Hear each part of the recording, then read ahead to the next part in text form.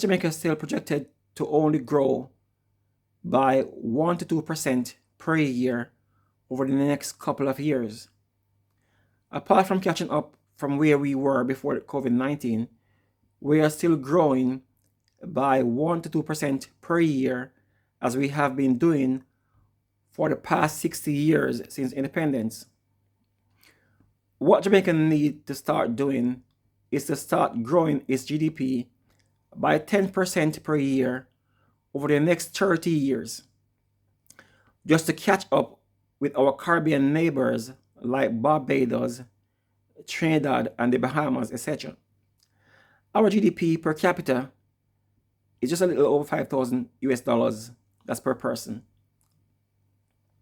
While the above countries' GDP per capita is over 15,000 US dollars, that's per person.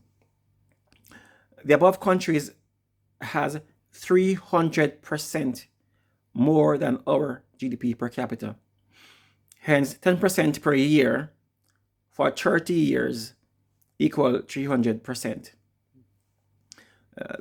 Though I'm not factoring in compound interest here, just to make it simple.